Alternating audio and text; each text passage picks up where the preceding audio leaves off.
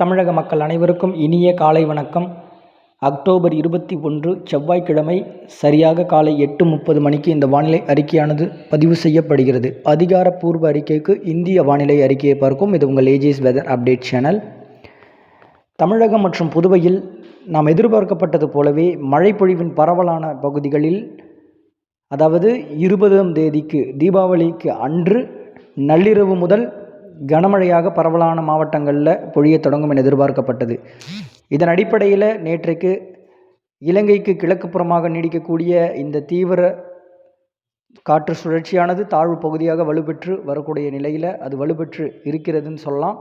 இது அப்படியே மேலும் தீவிரமடையும் பட்சத்தில் அது வடக்கு நோக்கி செல்லக்கூடிய ஒரு தருணமாக இருக்கும். அது தீவிரமடையாக விட்டால் நம்ம தமிழக கரை அருகே நெருங்கும் அப்படின்ற மாதிரி நம்ம ஏற்கனவே நம்ம அறிக்கையில் கொடுத்துருக்கோம். இதன் அடிப்படையில் இப்போ இருக்கக்கூடிய வானிலை அமைப்பின்படி இந்த நிகழ்வு மெல்ல மெல்ல தீவிரமடைந்து தாழ்வு பகுதியாகவே நமது கரை அருகே நெருங்கக்கூடிய ஒரு சூழ்நிலை இருக்குது. இது தாழ்வு மண்டலமாக நோக்கி போகுமா அப்படின்றது நம்ம அந்த கடற்கரையின் பரப்பில் ஏற்படக்கூடிய ஒரு வெப்பநிலையை பொறுத்து தான் அமையும். ஆனால் நமக்கு கடல் பரப்பை பொறுத்த வரைக்கும் பார்த்திங்கன்னா வங்கக்கடல் பகுதிகளில் நிறைய மழை பொழிவை கொடுத்து கடல் பரப்பு கூலிங்கில் இருக்குது. ஸோ அதற்கு ஏற்ற வெப்ப நீரோட்ட பகுதிகள் எங்கெங்கே இருக்கோ அதனை பிடித்து கொண்டு இது அவ்வப்பொழுது இட அமைப்பு மாற்றிக்கொண்டே அப்படின்ற மாதிரி செல்லக்கூடிய ஒரு குழப்பமான ஒரு வானிலை ஏற்படுத்தக்கூடிய ஒரு இதாக இருக்கும். மழைப்பொழிவு இப்போ தற்பொழுது நமக்கு கொடுக்கக்கூடியது, நம்ம நள்ளிரவு அதிகாலை முதல் தமிழகத்தின் பெரும்பான்மையான மாவட்டங்களில் மழை இருக்கும் அப்படின்ற மாதிரி நம்ம சொன்னோம். கண்டிப்பாக நேற்றைக்கு டெல்டாவின் தெற்கு முனை பகுதிகளில் 100 மில்லிமீட்டர் அளவிற்கு நாகப்பட்டினத்தில் கொடுத்துள்ளது. வேளாங்கண்ணி பகுதிகள்னு சொல்லலாம். இன்னும் பரவலான பகுதிகளில் வட மாவட்டங்கள்லையும் சரி, மத்திய உட்புற மாவட்டங்களிலும் சரி, மேற்கு தொடர்ச்சி மலை மாவட்டங்கள் பகுதிகளிலும் ஆங்காங்கே மழைப்பொழிவு. நேற்றைக்கு முன்தினம்லாம் பார்க்கும் பொழுது, அதாவது தீபாவளிக்கு இடையூறு விளைவிக்கும் வகையில் கடலோர மாவட்டங்களில் மழைப்பொழிவு அமைந்து கொண்டே இருந்த நிலையில் உள் மாவட்டங்களில் பெரிதளவுக்கு மழைப்பொழிவு இடர்பாடுகள் ஏற்படலை. ஆனால் ஒரு சில இடங்களில் மழைப்பொழிவு சில மணி நேரங்களில் நீடித்த மழைப்பொழிவாக அமைந்தது. இந்த கள்ளக்குறிச்சி மாவட்டத்தின் சுற்றுவட்டார பகுதிகளிலையும் சில பகுதிகளிலையும் இன்னும் பரவலான மேற்கு தொடர்ச்சி மலைப்பகுதிகளை ஒட்டிய பகுதிகள்னு சொல்லலாம். நாமக்கல் மாவட்டங்கள், பெரம்பலூர் மாவட்டங்களின் பகுதிகள், மதுரையின் சில சுற்றுவட்டார பகுதிகள், கன்னியாகுமரியின் பகுதிகளிலையும் இப்படி மழைப்பொழிவு ஆங்காங்கே அமைய பெற்றிருந்தது. சென்னைக்கு பரவலாகவே நேற்றுக்கு அதிகபட்ச மழைப்பொழிவு கொடுத்த நிலையிலே சோழிங்கநல்லூர் பகுதிகள் 79.6 மில்லிமீட்டர் அளவிற்கு மழைப்பொழிவை கொடுத்தது. ஓகே, இப்படி ஒரு வானிலை அமைப்பு இருக்கக்கூடிய சூழ்நிலையில் தொடர் மழையானது நம்ம தொடங்கும் என்று அறிவித்திருந்த நிலையில் தொடர் மழை பொழிய தொடங்கி உள்ளது. இது படிப்படியாக மேற்கு நோக்கி முன்னேறி வருகிறது. தற்பொழுது காலை வேளை வரைக்குமே கிட்டத்தட்ட கடலோரத்தை ஒட்டிய மாவட்டங்கள் வரைக்குமே செல்லக்கூடிய அந்த ஒரு மழைப்பொழிவு தற்பொழுது உள் மாவட்டங்கள் வரைக்குமே அது படர்ந்து கிட்டத்தட்ட வட உள்பகுதிகள் மேற்கு மாவட்டங்கள் வரைக்குமே சென்று அங்கே மழைப்பொழிவை தொடக்கி இருக்கிறதுன்னு சொல்லலாம். இந்த நிகழ்வு மேற்கு வடமேற்கு திசையாக நோக்கி நகர்ந்து வருகிறது. வட இலங்கையை ஒட்டிய பகுதிகளில் தற்பொழுது இந்த நிலவக்கூடிய காற்றழுத்த தாழ்வு பகுதியானது மெல்ல மெல்ல டெல்டா கரை அருகே நெருங்கும். அப்படியே படிப்படியாக மத்திய தமிழகத்திற்கு கரை அருகே நெருங்கி, அதாவது புதுச்சேரியை ஒட்டிய பகுதிகளாகவே அமையப்பெற்று வட தமிழகம் மற்றும் புதுவை ஒட்டி மிக நெருக்கமாகவே நெருங்கி செல்லக்கூடிய ஒரு அமைப்பாக இருக்கிறது. இது ஒரு தாழ்வு மண்டலமோ இல்லை புயலோ இல்லை கரையை கிடைக்கிறதுன்னு சொல்ல முடியாது. இது ஒரு வளிமண்டலத்திலேயே பயணிக்கக்கூடிய ஒரு அமைப்பாக அப்படின்ற மாதிரி செல்லக்கூடிய ஒரு இது. கரையை ஒட்டி அமைந்து வடக்கு நோக்கி அப்படின்ற மாதிரி செல்லக்கூடிய ஒரு அமைப்பு இருக்கிறது. நம்ம ஏற்கனவே வட தமிழகம் மற்றும் தெற்கு ஆந்திர கரையோரம் வரைக்குமே இதற்கு ஒரு வாய்ப்பான ஒரு சூழ்நிலை சொல்லலாம். அப்போது இந்த நிகழ்வு தீவிரமடைந்தால் அது நம்மளை விட்டு சற்று விலகி போகக்கூடிய ஒரு தருணமாக இருக்கும். இது தீவிரமடையாமல் ஒரு தாழ்வு பகுதியாக வர்றதால நம்மளுக்கு நிறைய மழைப்பொழிவை ஏற்படுத்தும். கடலோர மாவட்டங்களுக்கு மிக எச்சரிக்கையாக இருக்கக்கூடிய ஒரு இது நம்ம ஏற்கனவே சொல்லியிருக்கோம்.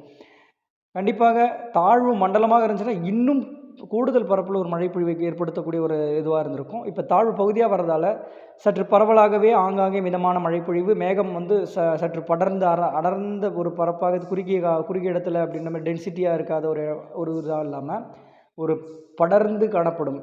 ஆங்காங்கே மிதமானது முதல் சற்று கனமழை ஓரிரு இடங்களில் அமையப்பெறும் ஒரு அமைப்பு அப்படின்ற மாதிரி இருக்கக்கூடிய அமைப்பு இருக்கும். தற்பொழுது வரைக்கும் இலங்கை மன்னார் வளைகுடா பகுதிகளில் ராமநாதபுரம் மாவட்டத்தை குறிப்பிட்ட அந்த ஒரு கடற்கரை பகுதிகளெலாம் பார்த்திங்கன்னா கனமழை ஒரு மிக கனமழையாகவே ஆங்காங்கே அப்படின்ற மாதிரி கொடுத்துருக்கோம். இப்போது இந்த மழைப்பொழிவு டெல்டாவுக்கு, அதாவது இப்போது தற்பொழுது வரைக்கும் பார்த்திங்கன்னா ராமநாதபுரத்தில் வடக்கு புறமாக தொண்டிக்கு மேற்புறம் அப்படின்ற மாதிரி வடக்கே இப்படி பார்க்கும்பொழுது வட மாவட்டங்கள் வரைக்குமே ஆங்காங்கே ஒரு மழைப்பொழிவை தீவிரப்படுத்தி மேற்கு நோக்கி நகர்ந்து வருகிறது. இந்த நிகழ்வு மெல்ல மெல்ல மேற்கு வடமேற்கு திசையாக இன்னும் சற்று நெருங்க கூடுதல் வெப்பம் மேலடுக்கில் கிடைக்கப்பெறும் பட்சத்தில் நமக்கு மழைப்பொழிவு மீண்டும் உருவாகி தீவிரமடையும். நள்ளிரவு அதிகாலை வேளையில் கண்டிப்பாக கடலோர மாவட்டங்கள்லேயும் சரி, இன்னும் பரவலான தமிழக மாவட்டங்களில் தொடர் கனமழை ஆங்காங்கே இருக்கக்கூடும். நாளையும் இந்த மழைப்பொழிவு தொடர்ச்சியாக இருக்கும் பட்சத்தில் இந்த நிகழ்வு மெல்ல மெல்ல வடமேற்கு திசையாக நோக்கி நகரும் பொழுது தெற்கில் மழைப்பொழிவு சற்று குறைந்த பரப்பில் அப்படின்ற மாதிரி இருக்கக்கூடிய ஒரு சூழ்நிலை இருக்கும். மீண்டும் மாலை வேளையில் ஆங்காங்கே அப்படின்ற மாதிரி தெற்கு காற்றின் உள்ளீடின் காரணமாக மழைப்பொழிவு தென் மாவட்டங்களிலும் ஆங்காங்கே அமையப்பெறும். இப்போது லட்சத்தீவை கடந்து செல்லக்கூடிய ஒரு தீவிர நிகழ்வு அரபிக்கடலில் நிகழ்ந்து வருகிறது பார்த்தீங்களா? அந்த நிகழ்வின் காரணமாக நமக்கு தெற்கு நீராவி காற்றின் உள்ளீடு கிழக்கு அதாவது மேற்கில் இருக்கக்கூடிய கேரள மற்றும் தென் பகுதிகளில் ஏற்றம் கொடுக்கும். அப்போது அங்கே வந்து பார்த்திங்கன்னா தென் மாவட்டங்களில் ஒரு மழைப்பொழிவு ஆங்காங்கே அப்படின்ற மாதிரி ஏற்படும் அமைப்பு இருக்கிறது. இப்போ இந்த நிகழ்வு மெல்ல மெல்ல மேற்கு வடமேற்கு திசையாக நோக்கி நகர்ந்து செல்லும் பட்சத்தில் அடுத்த நிகழ்வானது உருவாகி வரக்கூடிய ஒரு தெற்கு அந்தமான் பகுதிகளில் வரக்கூடிய ஒரு நிலை இருக்கிறது. இதன் ஈர்ப்பு எந்த மாதிரி இருக்கும், அந்த நிகழ்வின் வழித்தடங்கள் எப்படி அப்படின்ற மாதிரி நம்ம ஏற்கனவே வட தமிழகம் எதிர்பார்க்கப்படுகின்ற ஒரு அமைப்பாக இருக்கிறது. இதில் எந்த ஒரு மாற்றம் ஏற்படும் அப்படின்றது எனக்கு வரக்கூடிய நாட்களில் நம்ம கண்டிப்பாக அறிவிப்போம். இந்த நிகழ்வு மெல்ல மெல்ல அதாவது காற்றெல்லாம் வந்து பார்த்திங்கன்னா அப்போ திசை மாற்றி அமைத்து மழைப்பொழிவு ஓரிரு நாட்கள் ஒரு இடைவெளி கொடுக்கும் அமைப்பாக இருந்தாலும் அடுத்த சுற்றின் மழைப்பொழிவானது தொடங்கும். இப்போ இருவேறு நிகழ்வுகள், இந்த நிகழ்வும் சற்று தீவிரமாக இருக்கும் பட்சத்தில் இந்தாண்டே இரு நிகழ்வுகள் அமைந்து நமக்கு வந்து வெப்பச்சலன இடிமழை போன்ற அமைப்புகளும் இருக்குது. அது வந்து இந்த நிகழ்வு உருவாகி எந்த மாதிரியான ஒரு காலகட்டங்கள் சூழ்நிலை மாறும். ஆனால் மழைப்பொழிவு இந்த மாதிரி அமைப்பு இங்கே இருந்தால் அந்த மழைப்பொழிவு இப்படி கொடுக்கும்.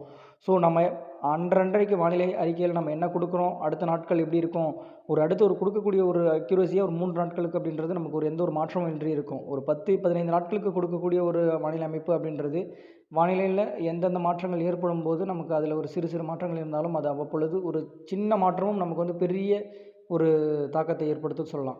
அந்த மாதிரி இருக்கும். அது மாதிரி ஏதாவது ஒரு இருந்தால் கண்டிப்பாக இந்த காலகட்டங்களில் நம்ம அறிக்கையோடு இணைந்திருங்க. நம்ம என்னென்ன சொல்கிறோம் அப்படின்ட்டு பார்க்காதவங்க நம்ம பிந்தைய கால அறிக்கைகளில் போய் பாருங்கள். நம்ம வந்து இதை பார்த்துட்டு நம்ம அனலைஸ் பண்ணிவிட்டு அப்படின்ற மாதிரி நம்ம வரும்போது தான் நம்ம சொல்கிறோன்னு இல்லை. நம்ம வந்து இதுக்கு முன்னாடி கொடுத்த அறிக்கையிலே நம்ம எந்த மாதிரி கொடுத்துருக்கோம் அப்படின்றது நீங்கள் பார்த்துட்டு தான் புதுசாக பார்க்குறவங்களுக்கு புரியும்.